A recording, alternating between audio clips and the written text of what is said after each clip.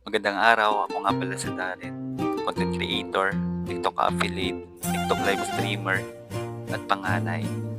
Samahan nyo nga ni po kami ngayong araw na sa video na ito at kami po nga ni ay magpapagupit at dahil napansin nga ni namin na ang aming buhok ay nakakaharang na sa kapugian. Uy.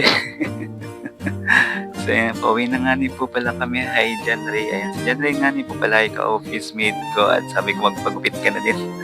Tapos ito na nga ni, pauwi na nga ni po kami ngayon. Alas 5 na ng hapon bumalik nga ni ako at akala ko may naiwan pero wala nga ni.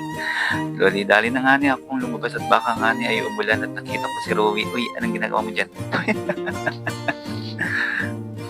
So paglabas nga ni pala namin, nakala ko yung umuulan. Nabuti nga ni at hindi pa umuulan kaya talaga nagmadali na lang guys. Susunduin ko pa si Jowa Balls sa school. Oy. Fast forward na nga ni at nasundo ko na siya. Tinanong ko kung magpapatuloy ba kami sa pagpapagupit ngayon at nag-iisip din kami nga ni kung saan kami magpapagupit. Sabi ko doon na lang sa dati, sa magmumukha tayong tutoy. Andito na nga ni pala kami, matatagpuan nyo nga ni po pala itong pinagupitan namin dito sa may tapat ng Golden Plaza. Unahan lang po ng Chonghua High School. Si Senior Suabe, Gupit Suabe. Pumasok na nga ni po pala kami dito sa loob at dito sa sakto'y wala nang ibang ginugupitan kaya't kami napagupit na ng mabilis at mabilis. Dali-dali na nga ako umupo at pumiso dahil baka ako nga ay maunahan pa. Ito nga ni pala ay walang iba nagpapagupit at siguro hapon na din kaya medyo ubos-ubos na rin ang customer kaya mabilis din kami nakapwesto at nagupitan. Andun nga pala sa kabila si Jason, doon nga pala siya nagpapagupit sa nagupit sa akin last time dito. Ito nga pala nagugupit sa akin si Kuya ay parang ngayon ko lang nakita kasi dito kami nagpapagupit madalas. Nagustuhan nga namin dito yung gupit kasi nga ay pinapamukha akong tutoy dito tapos makapal ang pisngi. Uy. Kuya, dahan-dahan lang. Baka maputol yung isa kong tenga. Umuwi ako ng isa lang ang tenga. Uy, biro lang po. First time ko nga ni pong mag-video ng mga ganito kaya hindi pa masyadong maayos at nakakahiya talagang konti. Pero nagpaalam naman ako kay kuya kung pwede ako mag-take ng video. At pinayagan naman po ako kaya ito may video tayo dito. Hindi nga lang masyadong maayos. Hayaan nyo sa susunod ayusin na natin.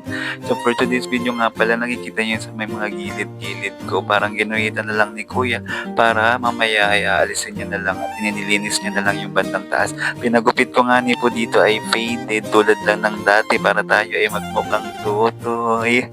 Sa mga oras na ito nga ni po ay tinilinis na yung baba. Tingnan nyo nawala na yung guhit sa baba at faded na nga niya.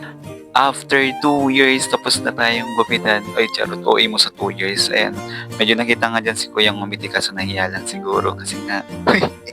Ayan, tapos na nga ni po pala tayong gupitan sa mga oras na ito at nililinis lang ni Kuya yung mga tira-tira na sa may gilid ng bato ko. Maraming salamat Kuya sa magaang kamay at sa paggupit. Salamat Senior Suabe Barbershop sa paggupit. Yung mga gustong mag-try o magpagupit dito sa mga taga-Daet or Camarines Norte, pwede nyo silang i-visit. Nandito lang sila sa may tapat ng Golden Palace at bago mag-Chonghua. So ito na po yung style look natin for today's video. So makikita nyo yung before and after. Charan, ito na. That's all for today's video. Anyway, I just want to take this opportunity para magpasalamat sa mga tao na patuloy na sumusuporta sa atin, yung mga kaibigan natin, mga followers natin.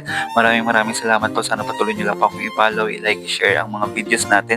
And salamat ulit sa Senior Suabe Barbershop. See you again po. Salamat. Bye!